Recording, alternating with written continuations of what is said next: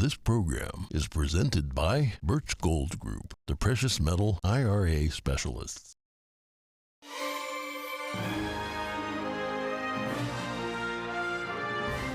Good morning. In today's headlines, the trial of the Wisconsin Christmas parade killer draws to an end.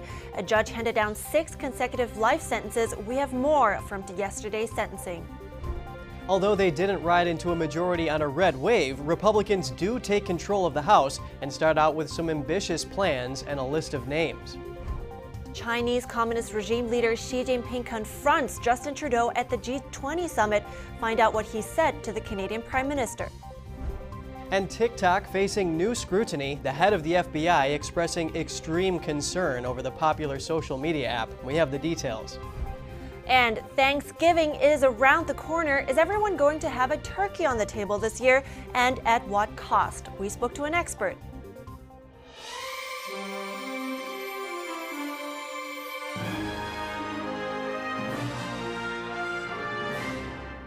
Good morning. Welcome to NTD. I'm Kevin Hogan. And I'm Evelyn Lee. Good morning. Today's Thursday, November 17th. So the GOP controls the House, and they have a long to-do list. I mean, they've even mentioned probes into the chaotic withdrawal from Afghanistan, the origins of COVID-19, and looking into the DOJ's Mar-a-Lago raid.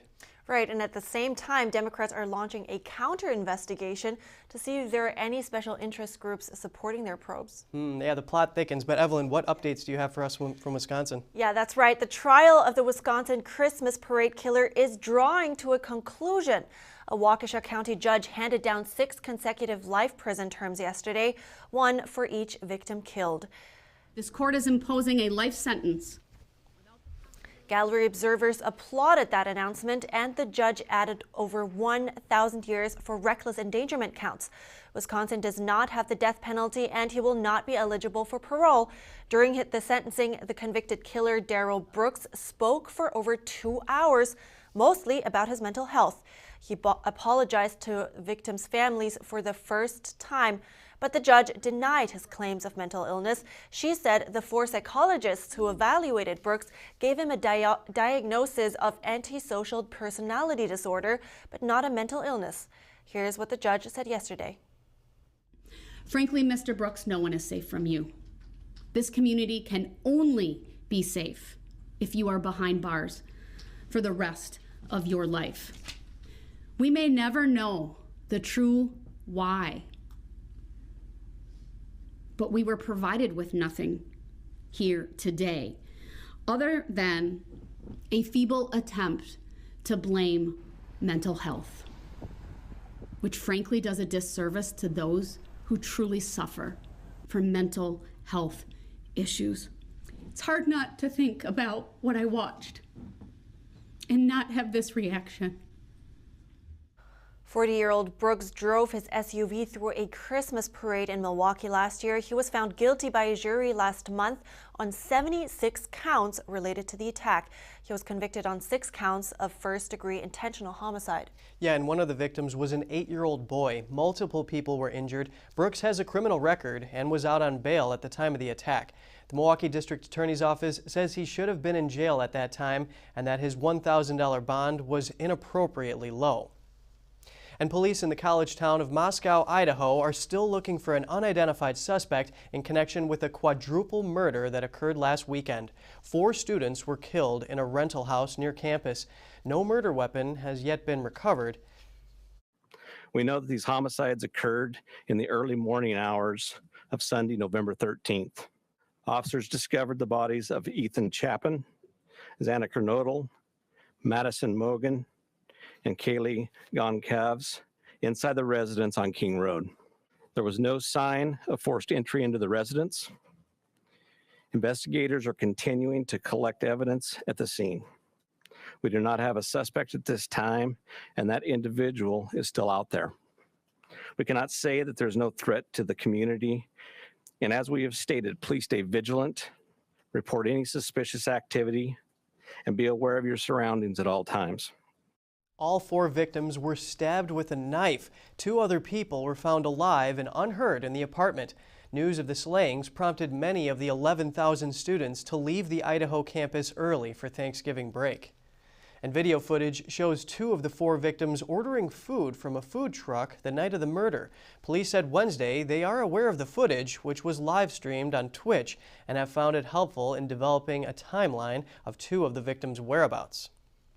Police initially said evidence from the scene indicated there is no broader risk to the public, but later backtracked on that statement. Some victims' family members have been urging police to release more information about the killings.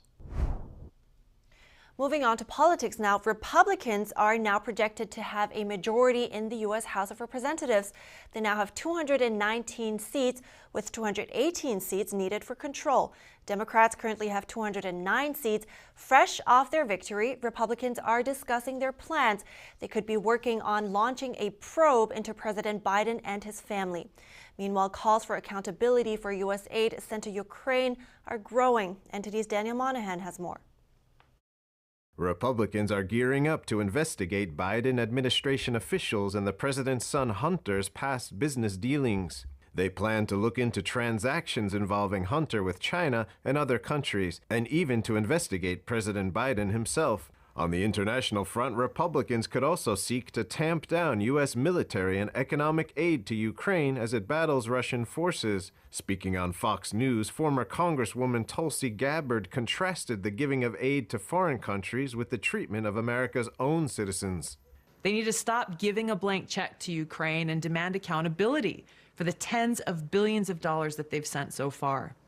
She also denounced the Biden administration's plan to hire 87,000 new IRS agents. She says they will go over every receipt of American taxpayers with a fine-tooth comb, squeezing every penny they can. The Ukrainian government and their corrupt bureaucrats and oligarchs and the defense contractors who are profiting from all these weapons, the Biden administration requires no receipts at all. She alleges the administration knows that most of this taxpayer money is going to corrupt bureaucrats. Gabbard, a combat veteran, also chastised the administration for sending troops and taxpayer dollars overseas while failing to take care of American veterans and service members at home. She says they are not given the care they need for service-related injuries, illnesses, and diseases. Gabbard was joined by Representative Marjorie Taylor Greene in calling for increased oversight of foreign aid to Ukraine. I'm calling for an audit of every single penny that has been sent to Ukraine, including aid money and any other monies that have been given to the Ukrainian government. Greene also decried the Biden administration's handling of the southern border. We've watched tens of billions of dollars be sent to defend another nation's border that is not our own. Every single day, our border is invaded by people from foreign lands and also by drugs. She went on to say that over 300 Americans are dying every single day from fentanyl poisoning. She also accused the Biden administration of doing nothing to protect the American people. The Ukraine war is already nearing its 9th month, with hundreds of thousands estimated to have been killed. Daniel Monahan, NTD News. Georgia election officials hosted a dice roll at the state capitol yesterday. It's to launch an audit of votes in the recent election for Secretary of State. One by one, people chosen randomly from a basket of names came up to a table and rolled a 10-sided die. 20 dice were rolled in total to generate a number, which was then fed into a computer. That determined the batches of votes counties must recount as part of the audit. It stems from a law passed in 2019. An audit is required for general elections in even-numbered years on a race elected by the Secretary of State. It must be completed before the election results are certified. Georgia Secretary of State Brad Raffensperger announced last week that he was choosing his own race for the audit. Officials say one of the goals is to boost confidence in elections. A Chinese intelligence officer who was extradited to the United States has been given a 20-year prison sentence. Shen Yun Shop was found guilty earlier this month of leading a ring of Chinese agents that targeted U.S. aviation companies beginning in 2013 or earlier. He was recruiting their employees to travel to China, gathering confidential information from them and leaking it to the Chinese Communist Party. Shop is the first intelligence officer ever to be extradited to the U.S. He has been a state agent since 2003, having risen to the rank of Deputy Division Director at the Chinese Ministry of State Security.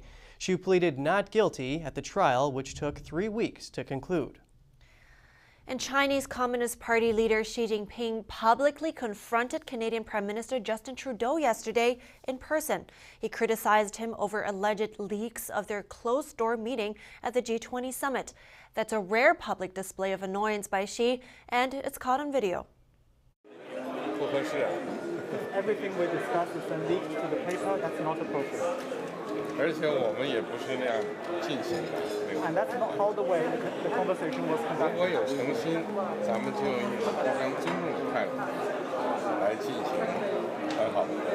If there is sincerity on your part, free and open and frank dialogue, and that is what we will continue to have. We will continue to look to work constructively together, but there will be things we will disagree on, and we will have to continue. Let's create the conditions first.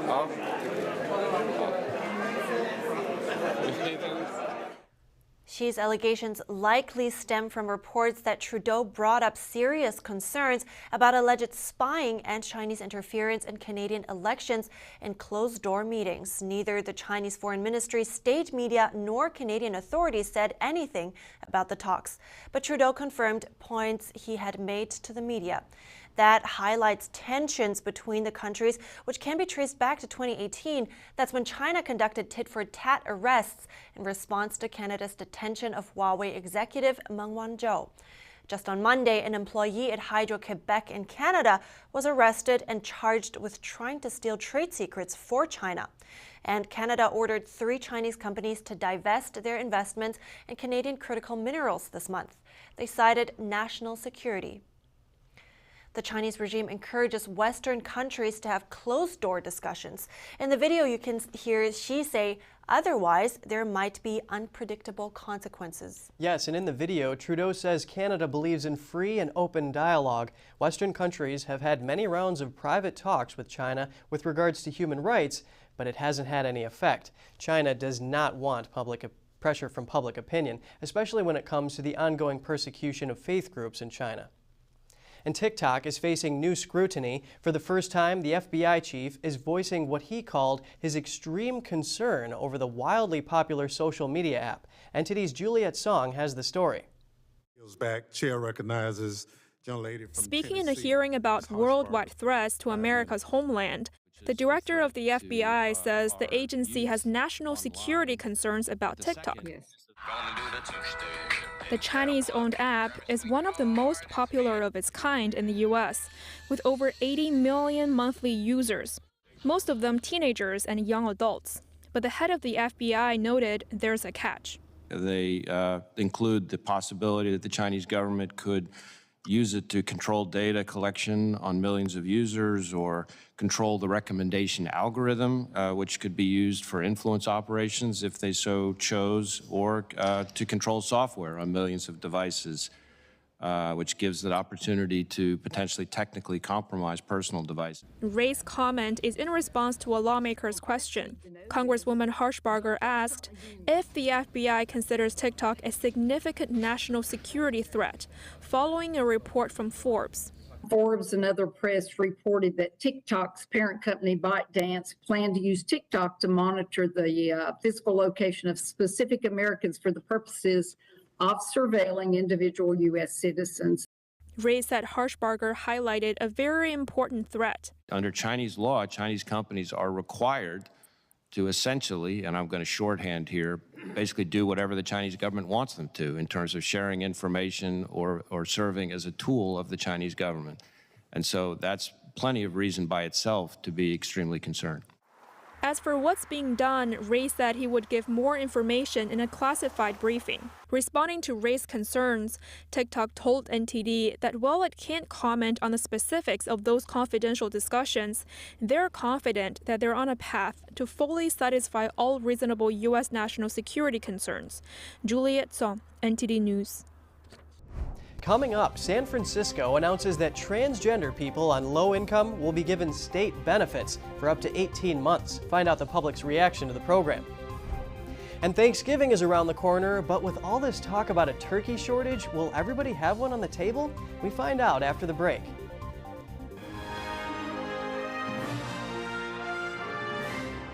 It's just clear as day.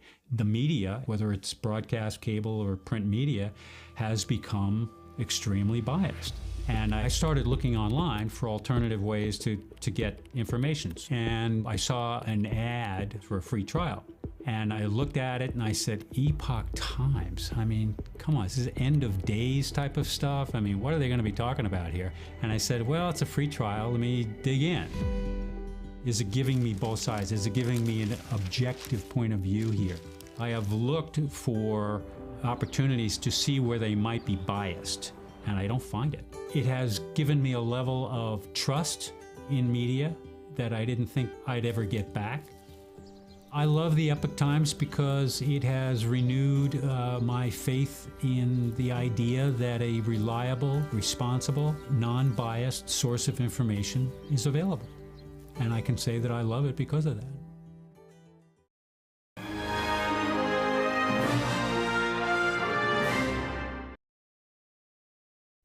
Welcome back to NTD Good Morning. Transgender people on low income in San Francisco are to receive a guaranteed income. The plan was announced yesterday by the city's mayor. The pilot program will provide 55 low-income transgender residents with $1,200 a month. The support will be paid for up to 18 months. Additionally, they will receive gender transition procedures, mental health care, and other benefits, including financial coaching. Mayor London Breed says the San Francisco transgender community experiences high rates of poverty and discrimination. The mayor also says the city will build on the program to provide for other groups in need. However, the announcement of the program was not received well by some and caused a stir on social media. Comments erupted on Twitter, raising questions about application criteria. Others mentioned the tax burden the program would bring amid a cost of living crisis. In another news, is everyone able to get their hands on a turkey this Thanksgiving? That's the question amid headlines about a turkey shortage. I spoke to Wendy M. Sawadigo, an assistant professor of agricultural economics, to find out. But first, I asked him how this year's Thanksgiving shopping will affect our wallets. And this is what he said. Well, this year, prices are up across the board. Our signature item for Thanksgiving, the turkey, is up about 40 cents per pound. So for a 15-pound bird, that could amount to about $6 more on the turkey than they would have spent last year. In general, for a Thanksgiving shopping list, something about 20%. So, a list that might have cost you about $60 last year might be closer to $75 this year. Wow. And so, everybody's hearing about the turkey shortage, but how short are we? Will everybody have one on the table? Let's ask this way.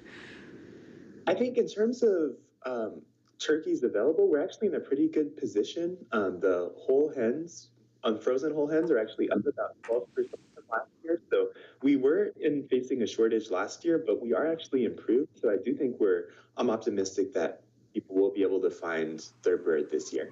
It did have a huge effect on supply, so we've actually had production down a lot, but the last few months we've seen farmers working really hard to get those stocks up. So in terms of what's available this year, there should be enough for dinner, but the bird flu has had a tremendous negative impact on the turkey industry, and that's kind of one of the factors that's really brought prices up a lot this year. Oh, interesting. So now if we compare food at home and food away from home, what would be the cheaper option this year? Should we just eat out? It's really close. I mean, for some families, especially smaller ones, it might just be worth eating out. But for those larger families, the good news is you still can find good deals on turkey. A lot of stores see turkeys as sort of a lost leader. With Thanksgiving being the highest expenditure shopping food day of the year, stores just want to entice people to come into the store and buy their products. So if they can offer a good deal on a lower priced turkey, then they can get you in the door. And so there are deals out there, but it might just cost a little bit more or take a little bit more effort to find the turkey at the right price for you this year. Thank you so much, Wendy M. Sawadigo. I appreciate it. Thank you for having me on. The Bonneville Salt Flats is the perfect surface for daredevil speed racers, but the layer of salt is deteriorating. NTD's Andrew Thomas has the details on this natural wonder. Racers use the Bonneville Salt Flats in Utah as a racetrack to set land speed world records. Water remains in some parts, but elsewhere it's dried out. Here, the landscape is flat, except for a layer of salt crystals formed by cycles of flooding and evaporation. Bonneville Salt Flats is one of the most unique things in the world. It's as far as I'm concerned, it's on a caliber with the Arches Park, because it's the only place in the world you can do this. But the fragile landscape has thinned by roughly 1/3 in the last 60 years, making it less reliable for racers. Speed Week events scheduled for this fall were canceled. Our salt flats, at one time, the racetrack was 13 miles long. Now, if we can find 5 miles of good track and 2 miles of shutdown, we're excited. The crust keeps tires cool at high speeds and provides an ideal surface for racing, unless seasonal flooding fails to recede or leaves behind an unstable layer of salt. After 3 decades of examining the salt flats in Utah, nothing has slowed the deterioration. But a new study could help find a solution. The Utah Geological Survey is spearheading a $1 million research project. Scientists are gathering data to understand the factors that affect preserving the salt flats, including climate change, racing, repaving, and a mine on the site. We can try to do some fixes, but it might be trying to put a Band-Aid on like a scar or like a huge wound. Like, we need to understand what's happening so we can make the best recommendations that are going to work in terms of the long term. The causes and solutions are under investigation, but all involved say that the landscape is a jewel worth preserving. Andrew Thomas, NTD News. Japanese automaker Toyota unveiled a new hybrid 2-liter plug-in version yesterday. The model is a revamped version of the Toyota Prius. It's an attempt to revive the 25-year-old hybrid that was once at the cutting edge of low-emissions technology. Japan's largest automaker introduced the upgraded vehicle as a way to bring hybrids to a wider audience. Battery-powered electric vehicles, including models made by Tesla, still remain too expensive for many consumers. First launched in 1997, the Prius has so far sold around 5 million cars. The hybrid model will launch this winter, and the plug-in hybrids will launch in the spring of 2023. The carmaker says that in addition to Japan, it will be launched in North America and Europe, and then other countries. And up next, a woman is restoring American values through golden era Hollywood movies. Find out how young people today are reacting to the black and white masterpieces when we come back.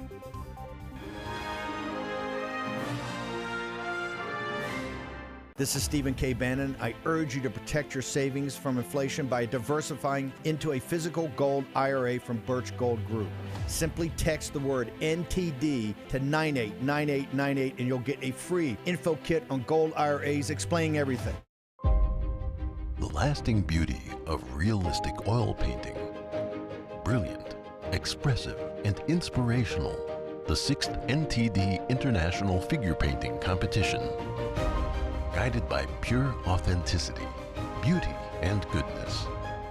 Invites you to join us on a journey back to traditional art. The Gold Award is $10,000. For more details, please visit oilpainting.ntdtv.com.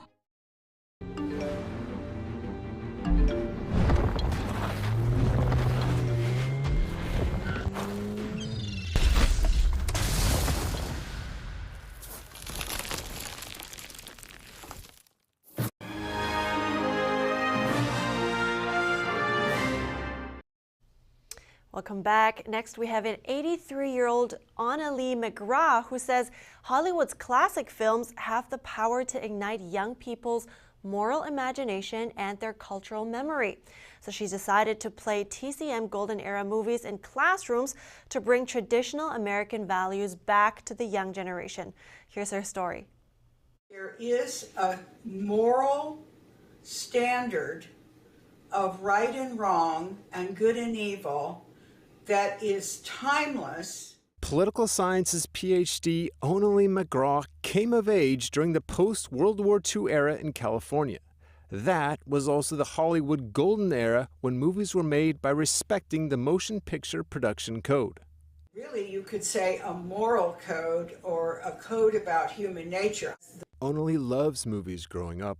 She feels that she's received so much from them, so she dedicated her life to restoring American values through classic movies.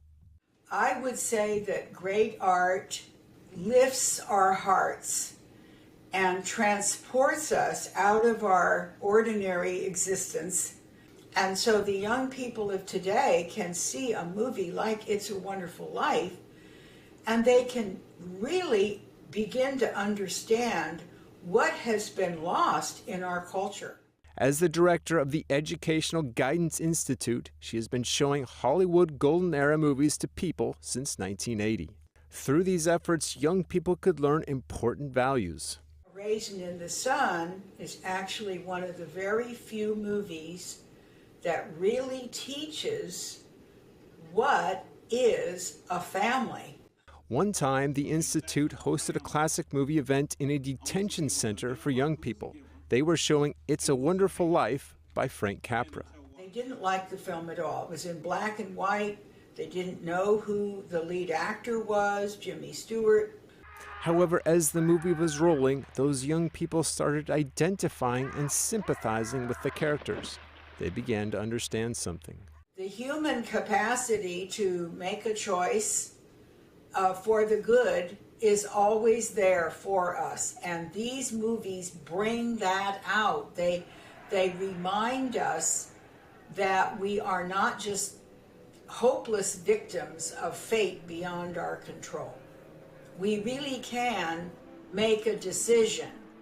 And by the end of the movie, they cried out to the teacher. They said, "This is the best film we've ever seen." in a time of great division, Onali's wish is to bring back these values so that communities can benefit regardless of their religious or political views.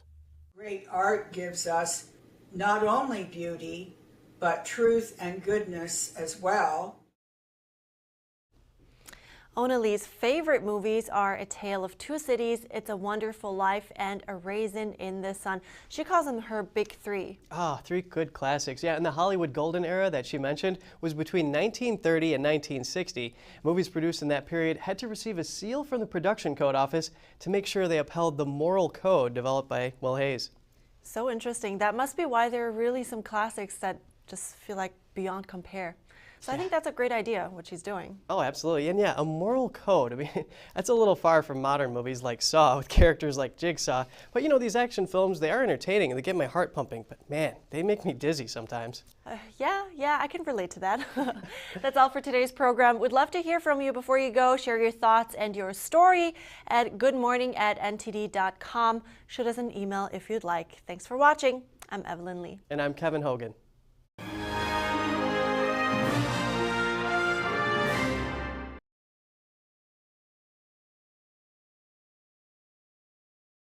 Thanks for watching us on YouTube. Did you know YouTube only keeps selective videos on its platform? So if you want to make sure you get the full picture, just subscribe to our newsletter. Go to newsletter.ntd.com and sign up. It's free.